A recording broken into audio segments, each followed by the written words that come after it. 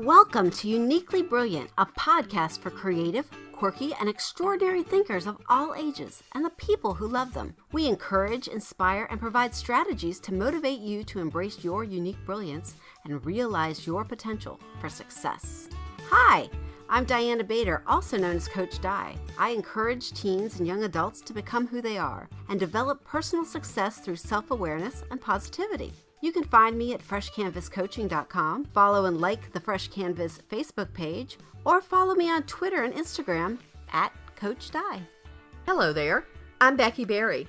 I am a performance coach who helps people level up their lives by smoothing out the relationship between their work lives and their personal lives. You can find my website at beckyberrycoach.com. I'm on Twitter at Becky Berry Coach, and you can find me on my Facebook page, Becky Berry Coach. Together we are here sharing our thoughts, insights, and experiences from our own uniquely brilliant perspective. Darn this cough. You know, once I start talking, it's really going to kick up. Well, I totally understand because I've got a little tickle myself that's still left over from the flu a couple weeks ago. So. All right, so guys, just bear with us. We'll just turn away from the mic. We'll turn away from the mic. All right, here we go. All right, it's episode 111. Yeah. And today we're talking about wonder versus expectation. I know. I like this, the way you framed this up, so you get to start. I know.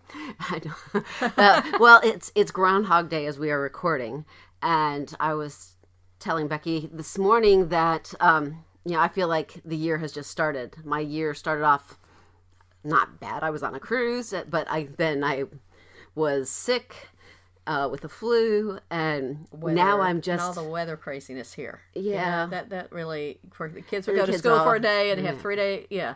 I think it all just has combined to have us all a little off balance and not feeling like that was January. Well, what's funny is it's so different around the country. Mm-hmm. Because, my friend who lives out near Telluride, they've had hardly any snow. Yeah. And I was telling her the other day, I got an ad or something on my computer, touting Telluride with all the powder and come out and ski. And she's like, there's nothing to ski on. But, yeah. Wow. Yeah. But I keep feeling like, now the year can start. Well, it's like you said, today's Groundhog's Day. Let's just do it over again and over again and over again. Until we get it right. Right? Okay. All right. So I love this topic. So you have to tell us why wonder. Well, wonder is my word for the year. I've been doing this for 5 or 6 years now. I sat down and wrote it out the other day. Oh, here's my bracelet. I got mine. Oh, cool. Yeah, you gotta get one. Yeah, actually, I have the stuff to make them. I know. Of course you do. I decided I was going to do that. Yeah, you just forgot to tell me, so I went and paid for one. Well, I just got it. Okay. I got it sort of in my head that I was going to do that and do some I other love things. it. Good. Then I'll buy some of the stuff, and you can make me a couple more because I have some ideas. Okay. Yeah. Actually, it may be a cool thing to do for one of your groups. That's what I was thinking. Yep. Exactly. So, but like I've said, I've always picked a word for the year. And this year it's wonder because there's going to be so much transition. And instead of going into it with expectation, which is the opposite of what we're talking about today. Mm-hmm. And tell us why it's the opposite. For me, it's the opposite of expectation because expectation is loaded.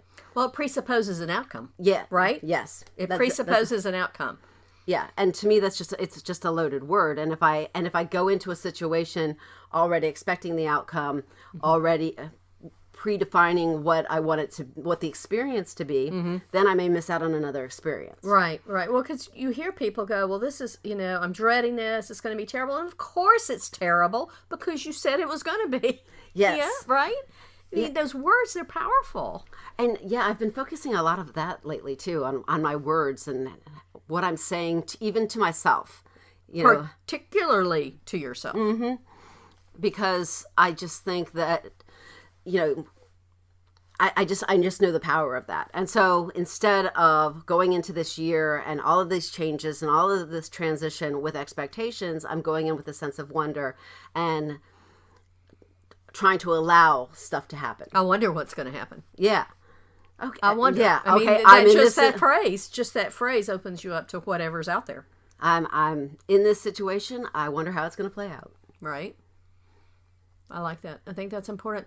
It's so easy to fall back into that expectation trap. When you have a conversation with somebody, I'm moving to Ohio. Well, you should, and you should, and you should, and you should. And did you, and have you, and blah. All of those are expectations. All of those are external expectations. But when somebody paints that all over you, you have to think about it and deal with it and consciously decide that that's not the way I'm going to do this. So I think that's really important.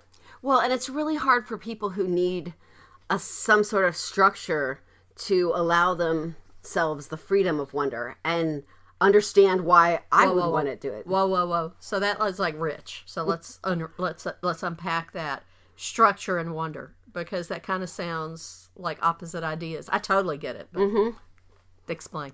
Well, no, I think there's a lot of people that need structure, and the guidelines, and we've talked about fence posts and not as shoulds. Let's be clear, because I don't think you're talking about shoulds here.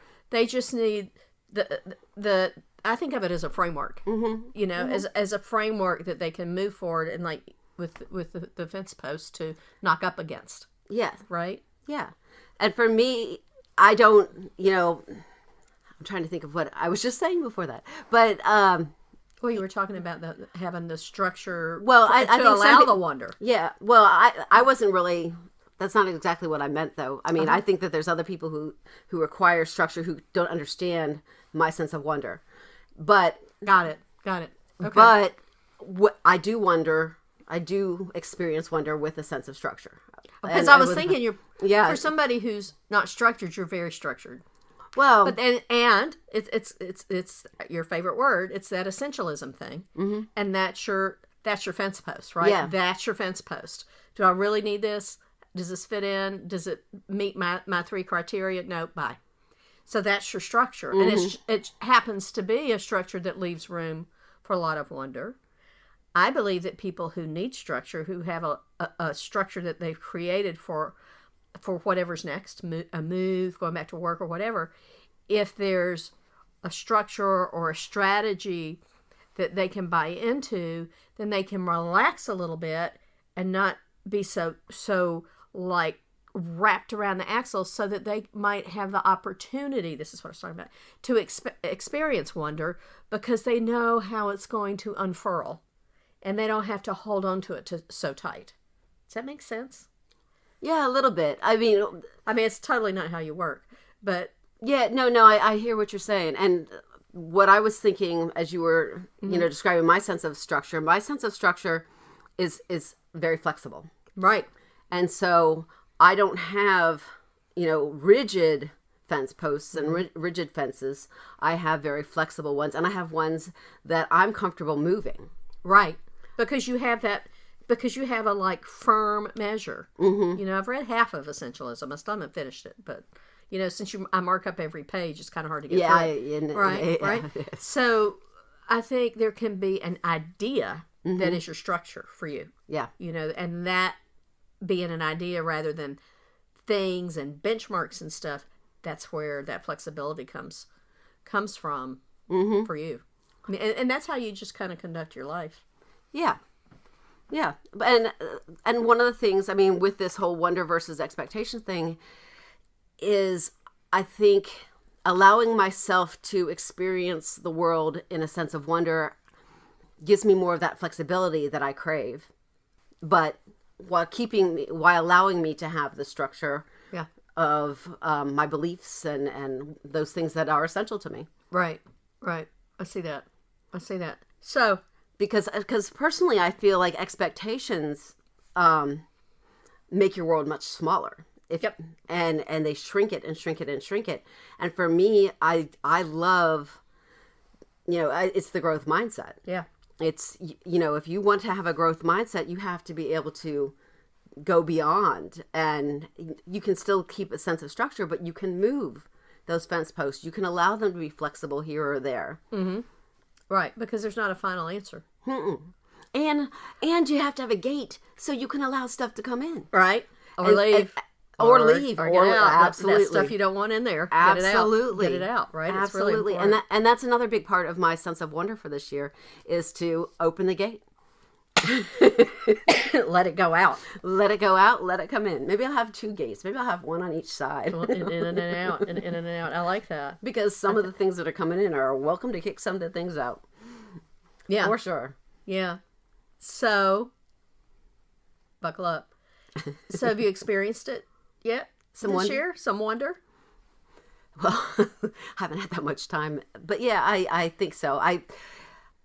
A couple weeks ago, we had lunch with Greg. Uh-huh. And I was in a bit of a funk or whatever. Greg's the guy that introduced us. If you go, wait, haven't I heard that name before? Yeah, yes. we talk about Greg all the time. And he listens, so we really like to talk about Greg. And so on that Saturday after we had lunch, I went to exercise class, and then I'm like, oh, I've still got tons of energy. I want to go run. And I went to the park, and I wasn't completely dressed for the weather. Yeah. And I walked around the corner of the park, and the wind hit me. It was a very windy day. And I'm like, nope, not walking. And I got back in the car, and I'm like, oh, but I really wish I could go do something. I really want to be outside. But I had to go home, and I was going to change. And I'm like, I don't know what I'm going to do. And I wasn't really planning anything. And then Greg texts me and invites me to go hiking with him and his wife. And we had a fabulous time. And if I didn't, just allow for that to happen and say yes, that's another big thing about wonder. Is when some of these cool things happen, say yes. Right. I could have talked myself out of it. I already worked out today. Yeah, it's cold, blah, blah, blah. And, it's like, no, this is a cool opportunity. I would love to do this. And the pictures were stunning because there was still ice in the, everywhere and the running water turning into ice. And the thing that really fascinated me, there was people camping. I know it was going down in the teens that night. Maybe somebody needed a polar bear badge for Cub Scouts or something. Oh my gosh. It was wild.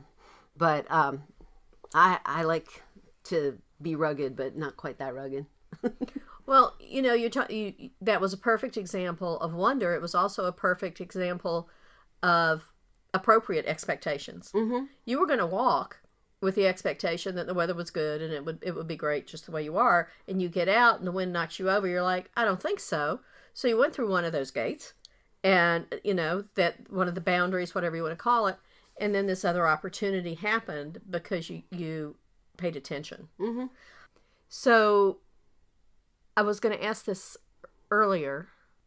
I'm not just going to have you talk, I promise. I'll talk about steady in a minute. Mm-hmm. How do you deploy the word daily to kind of, how do you deploy it? Do you deploy it like daily? Is it a strategic tool that you use to change your mindset, to pull you out of a funk or whatever? That's kind of how I've used my words every year. Mm-hmm. I think it, especially when I get into a situation and I can feel myself going to a negative place, mm-hmm. and I don't want to be there. Mm-hmm. And I go back, and the 2 things that I rely on is my word for the year. Is this honoring my word for the year? Right. Or how can I make this situation honor my word for the year? And is it honoring the things that are essential to me? Mm-hmm. That's what I look at. So, and it's funny that you're saying that because I'm just thinking of a situation right now. I'm getting ready to go back up to Ohio for a quick trip. I'm trying to... for me, I want to approach it with a sense of wonder, but at the same time, I've got to get some meetings lined up and things like mm-hmm. that. And there are some... Are those mutually exclusive? Just asking. Not really, but people aren't getting back to me, and it's getting frustrating, and it's getting closer to being up there. And so my time is not quite, and so it's getting... But I know... So it's throttling your time. It's keeping you from being able to...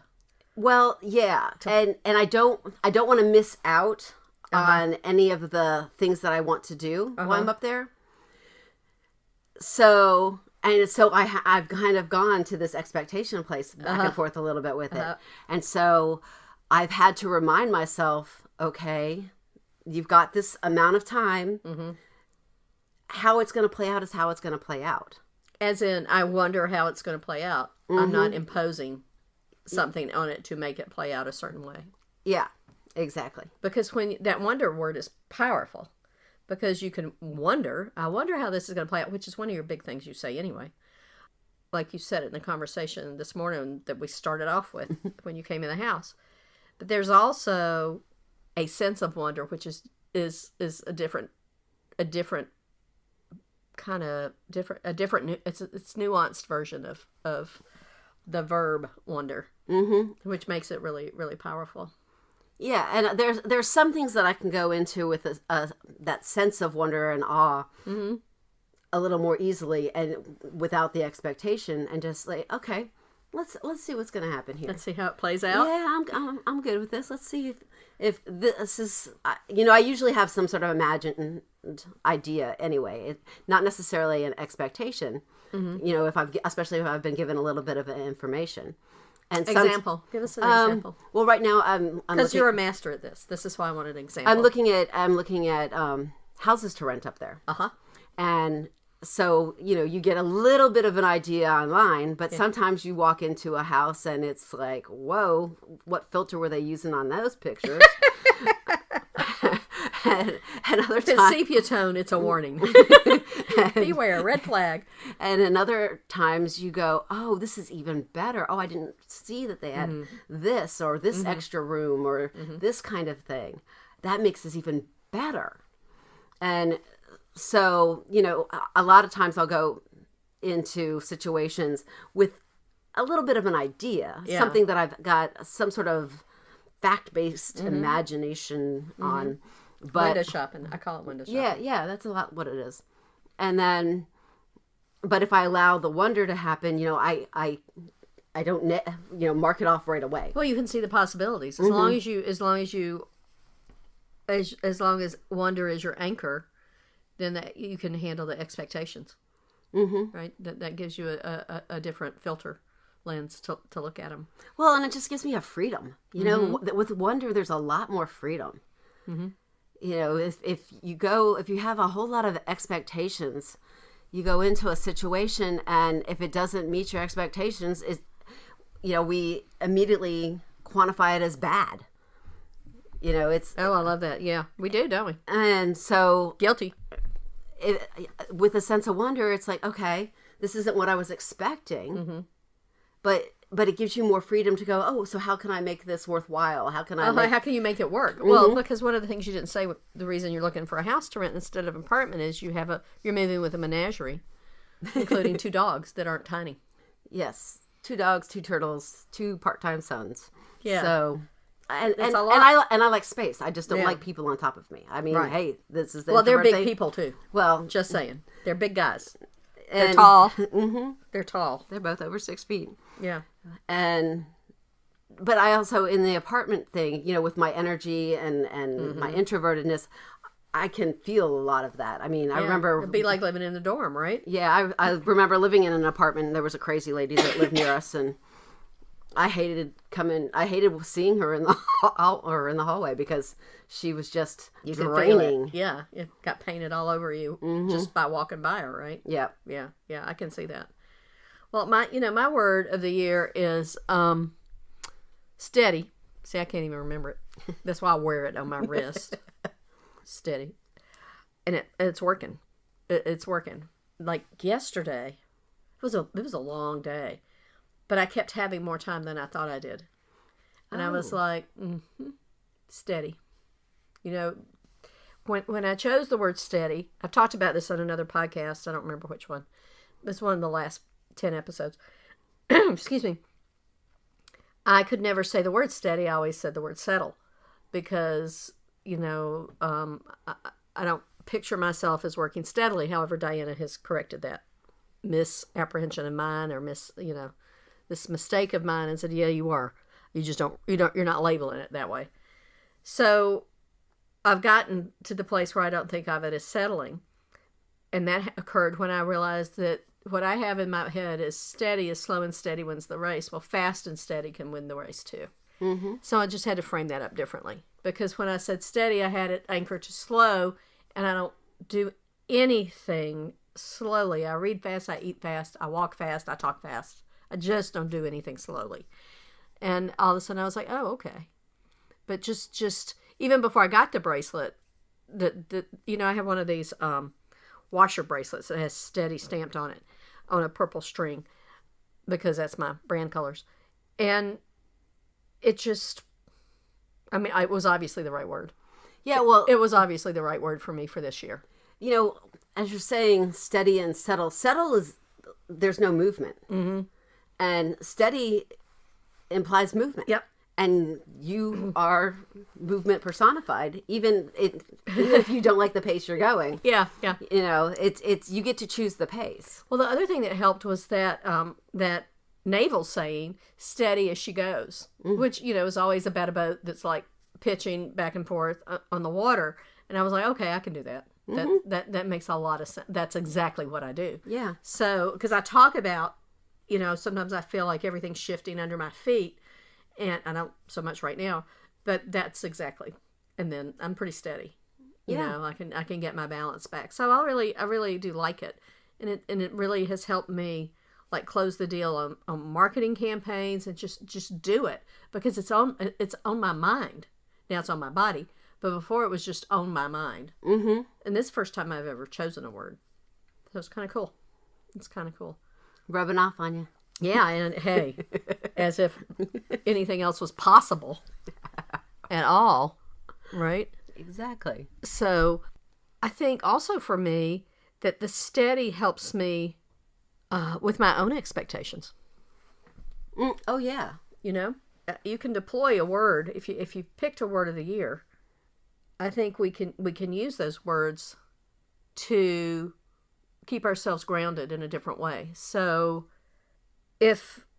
based on past history, my marketing isn't successful in the way I expect it to be. That's the right way to say that.